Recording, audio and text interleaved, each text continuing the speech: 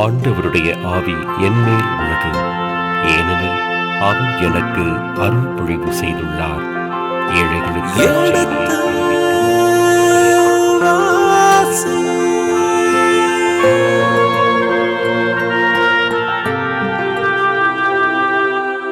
எடுத்து வாசி.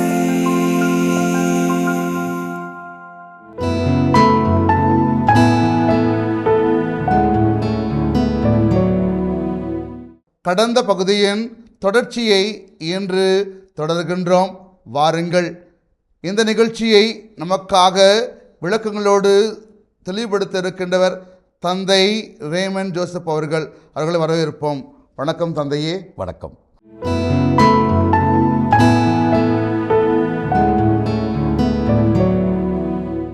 மேலும் அவர் அசிரிய மன்னனுக்கு எதிராக எழுந்து அவனுக்கு பணிய மறுத்தார். அசிரிய மன்னனுக்கு எதிராக எழுந்து அவனுக்கு பணிய மறுத்தான்.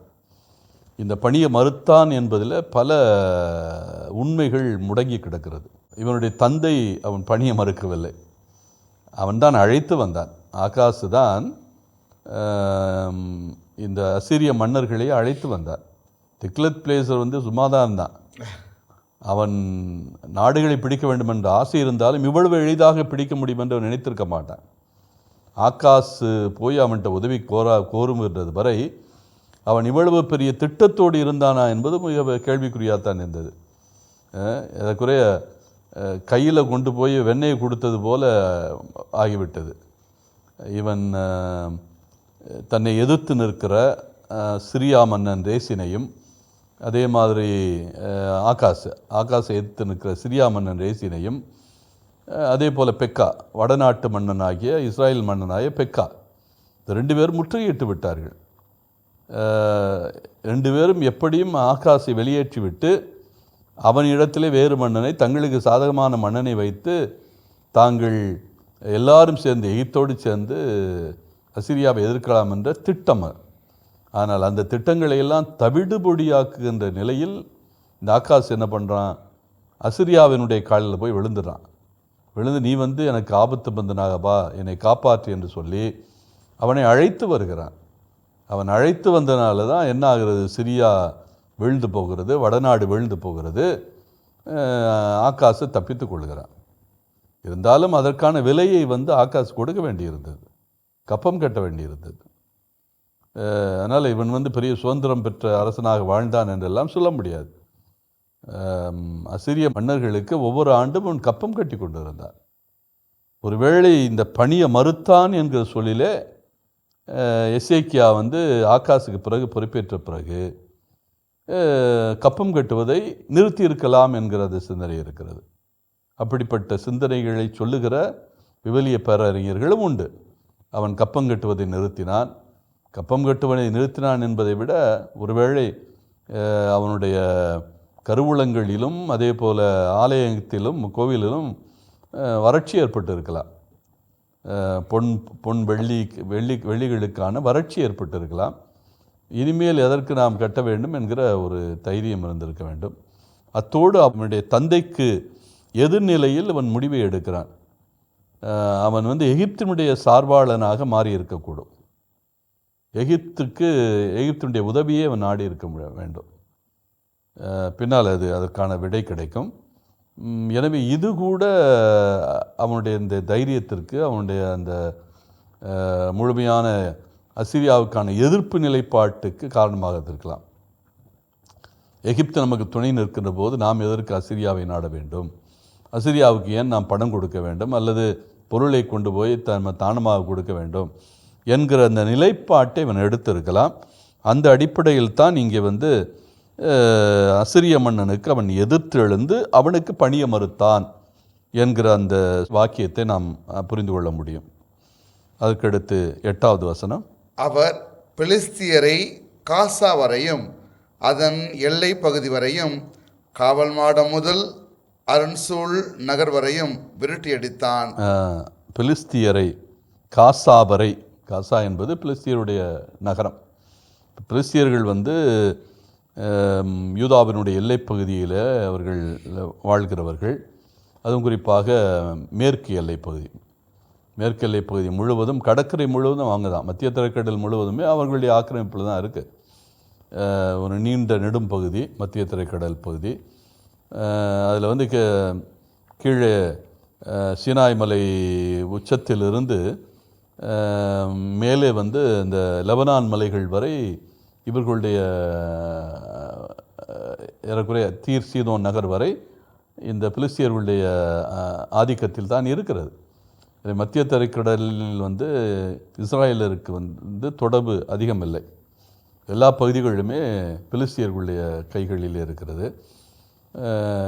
எனவே இந்த பிலிஸ்தியர்கள் வந்து இவனுக்கு தொல்லை கொடுத்திருக்க வேண்டும். அதனால் அவங்கள வந்து காசா வரை விரட்டி அடிக்கிறான், தென்கோடி வரை விரட்டி அடிக்கிறான். அப்படின்னா மத்திய தரைக்கடல் முழுவதும் இவனுடைய ஆக்கிரமிப்பு கொண்டு வரான்னு பொருள்.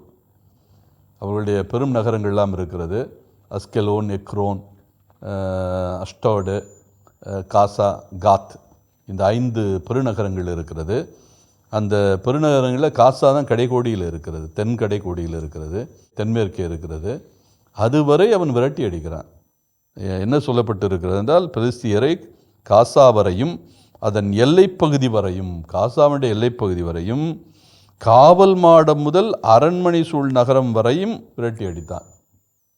ஏறக்குறைய அரண்மனைக்குள்ளே கொண்டு போய் விட்டான், காசாவினுடைய அரண்மனைக்குள்ளே கொண்டு போய் விட்டான் என்கிற அந்த சிந்தனை. அந்த அளவுக்கு அவன் வலிமை உடையவனாக இருந்திருக்கிறான். அதனால தான் அவனுடைய அந்த சாதனைகள் இங்கே சுட்டி காட்டப்படுகின்றது. அதன் பிறகு அடுத்த பகுதி இஸ்ரேல் நாடு கடத்தப்படல். 18ஆம் அதிகாரம் 9 முதல் 12 வாசியுங்கள்.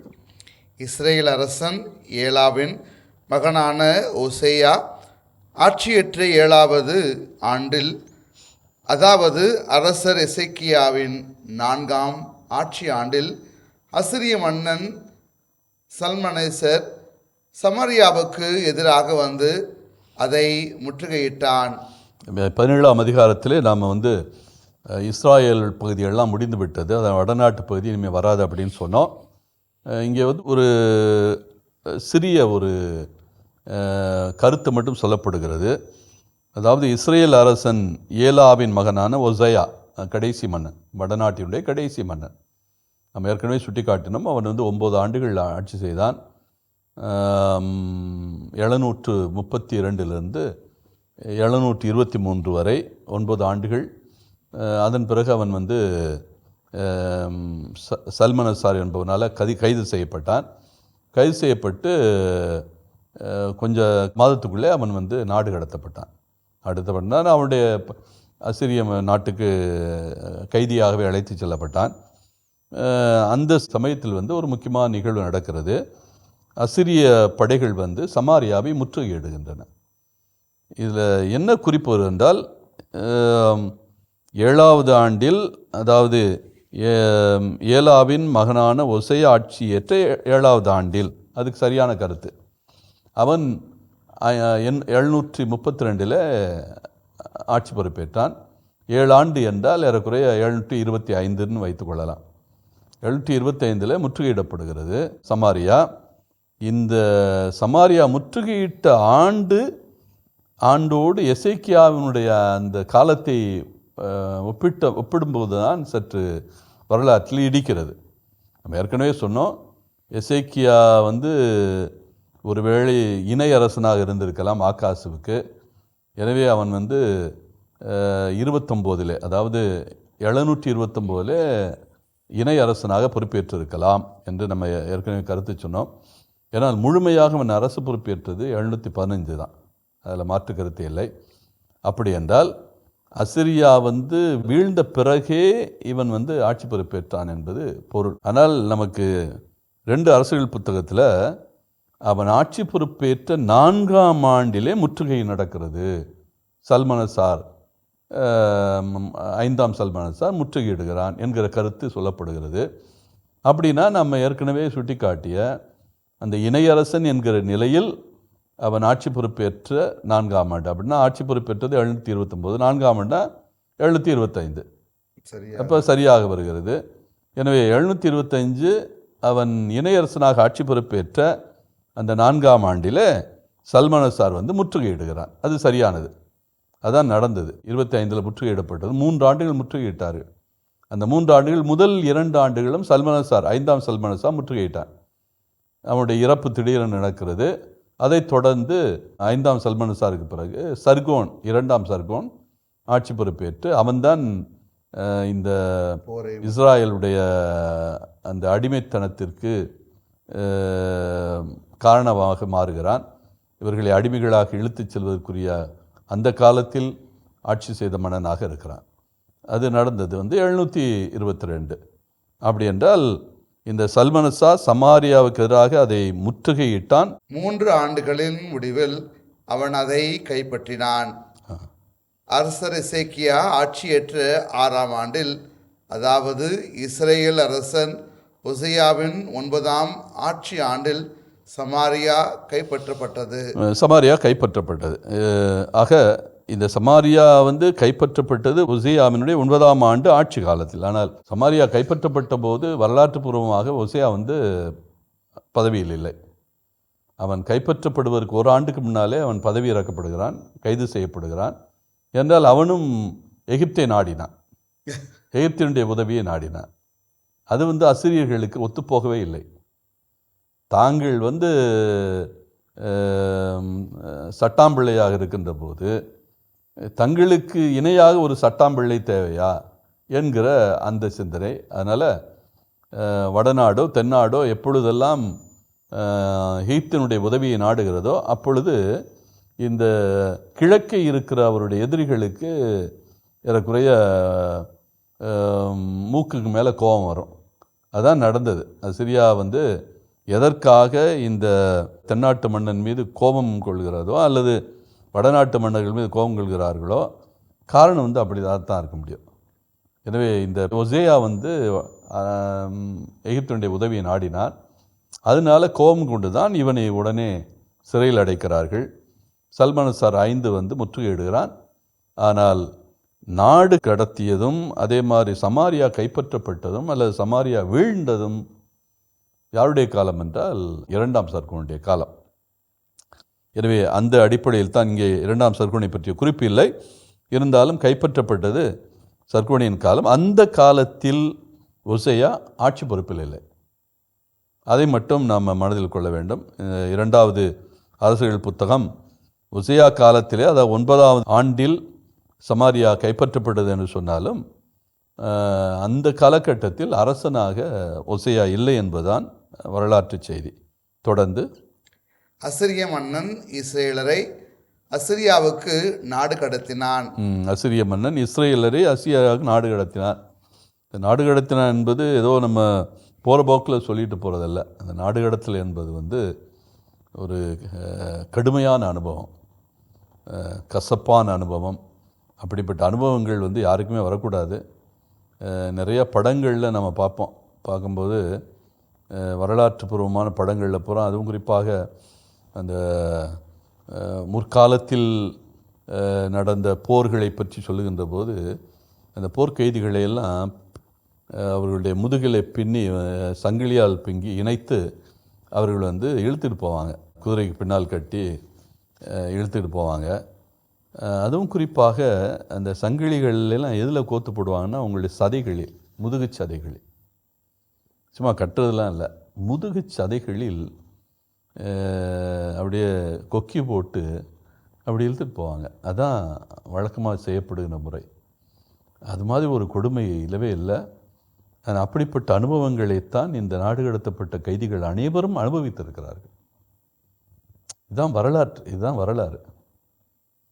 நம்ம நாடு கடத்தல் அப்படின்னு பொதுப்படையாக சொல்லிட்டு போகிறோம். நாடு கடத்தலை போல ஒரு அவமானகரமானது எதுவுமே இல்லை.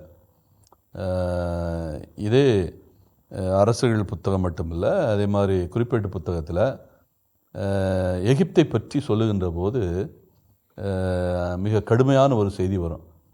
அதாவது எசேக்கியாவுக்கு எச்சரிப்பு போல இந்த அசிரிய மன்னன் சொல்லுவான், எகிப்துக்கு என்ன நடக்கப் போகிறது என்பதை நீ புரிந்து கொள்ள வேண்டும்.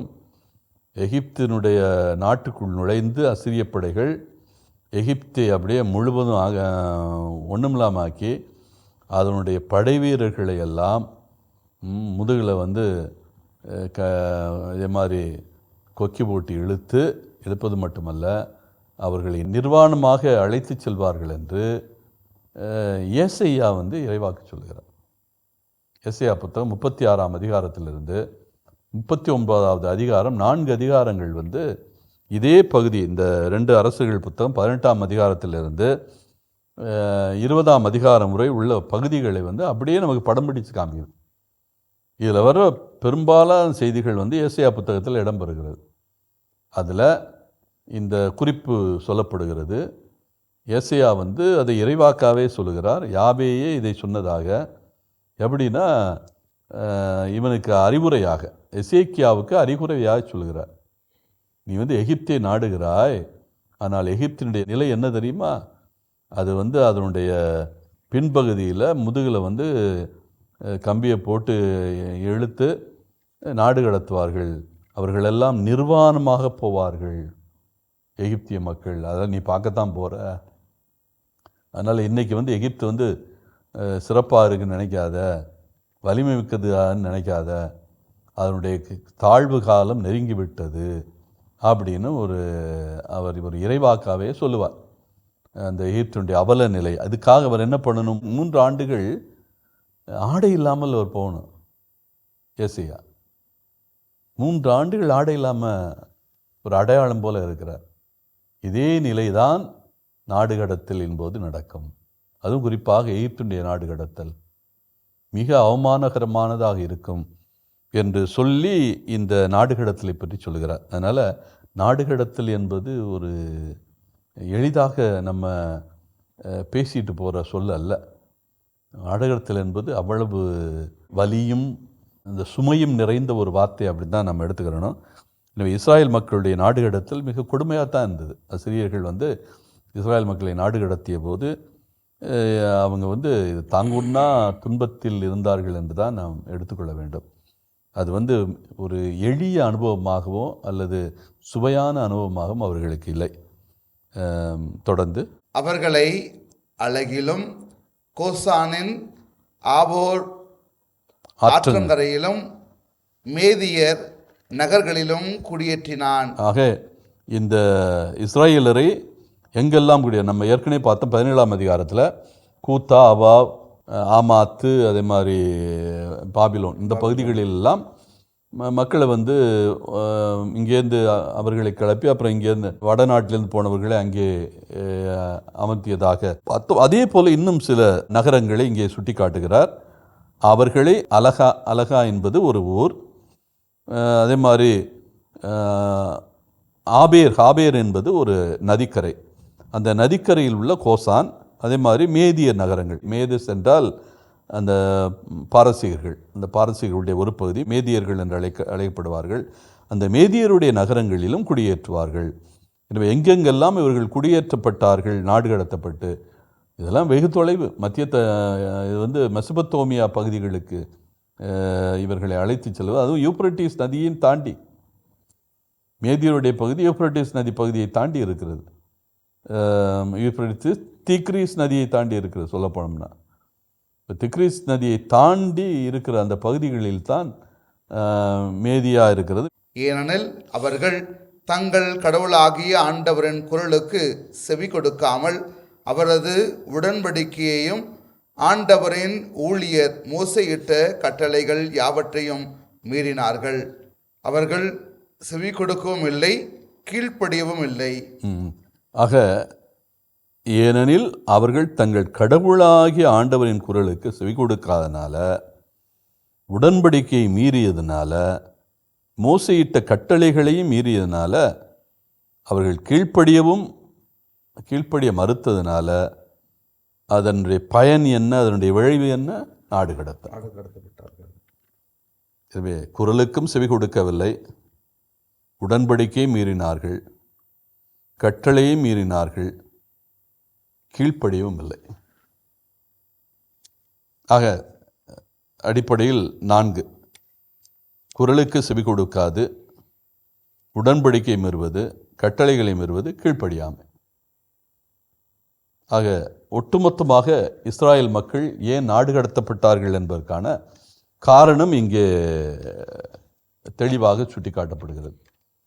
இவர்கள் யாபேனுடைய கட்டளைகளுக்கு கீழ்ப்படிய வேண்டும். அது 10 கட்டளையாக இருந்தாலும் சரி, அல்லது உடன்படிக்கை கட்டளையாக இருந்தாலும் சரி, அந்த உடன்படிக்கையுடைய சாராம்சங்களை வாழ்க்கையில் ஏற்றுக்கொண்டு இருக்க வேண்டும். ஆனால் இதை இவர்கள் தவிர்த்ததால் இஸ்ராயேல் மக்கள் நாடு கடத்தப்பட்டார்கள் என்கிற சிந்தனை இங்கே சுட்டிக்காட்டப்படுகிறது. ஆக 9 முதல் 12 வசனங்கள் வந்து இஸ்ராயேல் நாடு எப்படி நாடு கடத்தப்பட்டது என்கிற அந்த விளக்க உரை போல அமைந்திருக்கிறது. ஏற்கனவே 17ஆம் அதிகாரத்தில் அதெல்லாம் நம்ம பல நிலைகளில் பார்த்துருக்கிறோம். இப்பொழுது அதற்கு முத்தாய்ப்பு வைத்தது போல இந்த பகுதி அமைந்திருக்கிறது. ஒரு சுருக்கமாக நாடு கடத்தல் இஸ்ரேலை பொறுத்தமட்டில் இப்படி தான் நிகழ்ந்தது என்கிற ஒரு கருத்தை சொல்வது போல இருக்கிறது. இப்போ அடுத்த பகுதிக்கு போவோம். அடுத்த பெரும் பகுதி அசிரியா யூதாவின் மீது போர் தொடுத்தல் அல்லது தாக்குதல். இது வந்து ஒரு நீண்ட பகுதி. 13ஆம் வசனத்திலிருந்து 37 வசனங்கள் வரை இருக்கிறது. 24 வசனங்கள் குறையாமல் இருக்கிறது. இதை வந்து நாம் 5 பகுதிகளாக பிரித்திருக்கிறோம். முதலாவது எசேக்கியா செனாகரிப்புக்கு தூது அனுப்புதல் 13 முதல் 16. இரண்டாவது யூதா சரணடையுமாறு வலியுறுத்துதல், அது 17 முதல் 20. அதன் பிறகு மூன்றாவது ரப்சாக்கே வந்து எசேக்கியாவை பழித்துரைத்தல். நான்காவது ரப்சாக்கே யூத மக்களை எசேக்கியாவுக்கு எதிராக தூண்டிவிடுதல், அது 18 28 முதல் 35. ஐந்தாவது யூத அதிகாரிகள் மற்றும் மக்கள் வந்து பதில் மொழி கொடுத்தல். இது வந்து 2 வசனங்கள் 36லேருந்து 37. எனவே இந்த பகுதியை இப்போ பார்ப்போம்.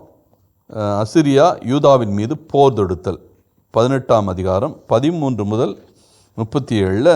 அந்த முதல் பகுதி எசேக்கியா செனாகரிப்புக்கு தூது அனுப்புதல் 13 முதல் 16. எசேக்கியா ஆட்சியேற்ற 14ஆம் ஆண்டில் அசிரிய மன்னன் செனாகெரிப்பு யூதாவிலிருந்த அரண்சூழ் நகர்கள் அனைத்தையும் முற்றுகையிட்டு கைப்பற்றினான். எசேக்கியா ஆட்சியேற்ற 14ஆம் ஆண்டு, அதாவது 701, முழுமையாக அரசனாக பொறுப்பேற்ற 14ஆம் ஆண்டு. நான் ஏற்கனவே சுட்டி காட்டினேன், 715 அவன் தனி அரசனாக பொறுப்பேற்கிறான்.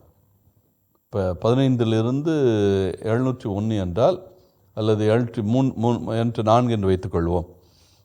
14ஆம் ஆண்டில் அசீரிய மன்னன் செனாகரிப்பு யூதாவில் இருந்த அரசூழ் நகரங்கள் அனைத்தையும் முற்றுகையிட்டு கைப்பற்றினான். இப்போ 701 எல்லாவற்றையும் ஏற்கனவே கைப்பற்றினான். 704 இந்த முற்றுகை ஆரம்பித்தது. சொல்ல போனோம்னா 704 ஆரம்பித்தது. 701 வந்து அவன் பல நகரங்கள், முதல் நகரங்களை தான் கைப்பற்றினான். எருசலேமை அவன் முன்னிலைப்படுத்தவே இல்லை. 704 வந்தான், எருசலேமுக்குள்ளே போனான். ஆனால் ஒரு சிலரை மட்டும் கைது பண்ணிட்டு திரும்பிட்டான். நகர் முழுவதையும் அவன் வந்து ஆக்கிரமிக்கவில்லை. அதனால் எருசலேம் நகர் வந்து முதல் அவனுடைய வருகையின் போது எந்த பாதிப்புக்கும் ஆளாகவில்லை.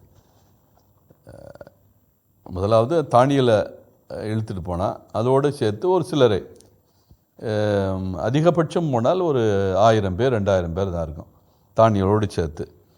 எனவே அந்த நிலையில் தான் நாம் இந்த அசிரியருடைய எருசலேம் தாக்குதலை நாம் சித்தரிக்க முடியும்.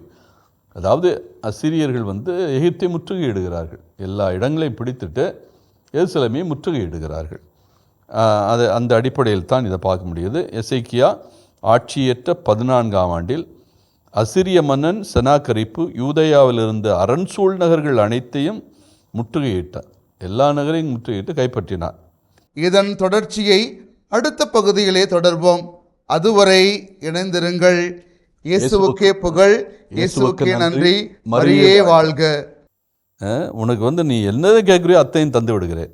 நான் பாவம் செய்து விட்டேன், நீ வந்து என்னுடைய நாட்டை விட்டு திரும்பி செல்லும், நீ கேட்பதை நான் தந்து விடுகிறேன் அப்படிங்கிறான். நீ எதை கேட்டாலும் நான் கொடுக்குறேன். தாவீதுனுடைய நகருக்குள்ளே கொண்டு போகிறான். கொண்டு போய் அந்த பக்கம் வந்து ஒரு பெரிய குளமே கட்டுறான். அதுதான் சிலோவாம் குளம். அந்த குளத்தில் வந்து தண்ணீரை தேக்கி வைக்கிறான். இந்த சிலோவாம் குளத்துக்கு தண்ணீர் எங்கேருந்து போகணும்? இந்த கேகோன்